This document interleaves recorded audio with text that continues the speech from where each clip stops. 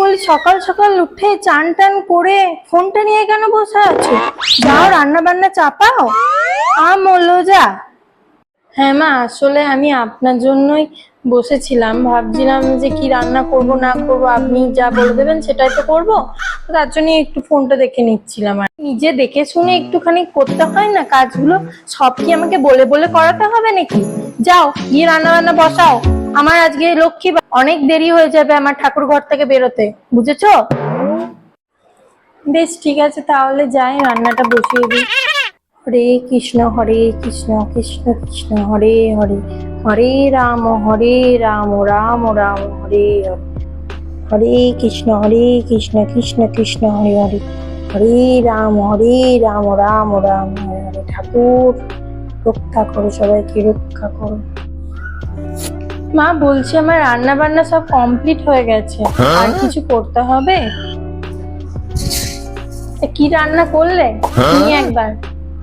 আলু সেদ্ধ, শাক ভাজা, পটলের তরকারি, আলু পোস্ত আর ডাল।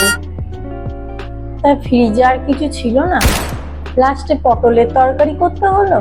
ঝিঙে ছিল, উচ্ছে ছিল, তা বেশ করেছো পটলের তরকারি। পোস্ত, কালকে পোস্ত খেয়েছো, আবার আজকে পোস্ত? কি করে কি করবে তোমরাই জানো বাবা। ডেলি ডেলি এত পোস্ত খেলে কি চলবে না সংসার এরকম করে। হাত বাঁচিয়ে কাজ করতে হবে, বুঝেছো? না মানে ওই মাছ ছিল না তো, তাই পোস্তটা করে দিয়েছি। নিজেই তো বললো যা খুশি করতে, বলে দিলেই পারতো কি করতে হবে না করতে তা হবে। প্রতিদিন আমাকে বলে দিলে হবে? হবে না, নিজেকে এবার শিখতে হবে। সংসারের হাল ধরো এবার। আর কতদিন আমি বলে দেবো?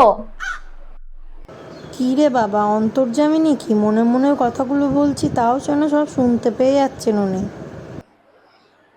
দেখো বাবু আসুক, কি বলে না বলে। হয়নি কি বাবুর হয়ে গেলেই ভালো, আমরা ওই দিয়ে খেয়ে নিতে পারবো, আমাদের ঠিক চলে যাবে দেবা দেবী। দেখো বাবু কি বলছে, না হলে বাবুকে আর একটা ডিম ভেজে দিই। আচ্ছা ঠিক আছে, আমি আপনার ছেলেকে একটা ডিম ভেজে দেবো। মা, ও মা, আমি এলাম। হ্যাঁ তুমি এসে গেছো গো? হ্যাঁ অনেকক্ষণ আগেই তো এসেছি আমি। কই কোনো সাড়া শব্দ পাচ্ছি না মায়ের, তোমার কোথায় ছিলে সব তোমরা?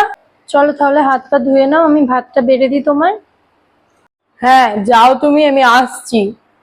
ওই রে বাবু, এলি? দেখ আজকে তোর বউ কি সব রান্না করেছে, খা দেখ কেমন করেছে রান্না। কই গো দিলে ভাতটা? তা রান্না বান্না ভালো হয়েছে তোরে? ওই খেলাম। তোমার হাতের মতো কি আর স্বাদ আছে মা কোনো তরকারিতে? তোমার হাতের মতো স্বাদ কোনো তরকারিতে নাই। এই তো বাবা, পেট ভরেছে তো? তো না অর্ধেক পেটে খেয়ে উঠে গেলি? বল আমাকে তাহলে, রাতের রান্নাটা আমি করি।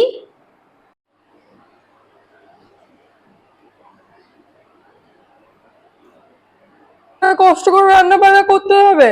ও আছে তো, ও করুক। সংসারে তো কাজটুকু বলতে ওই রান্নাটুকুই, ওটাই করুক, ওটাই ভালো হবে।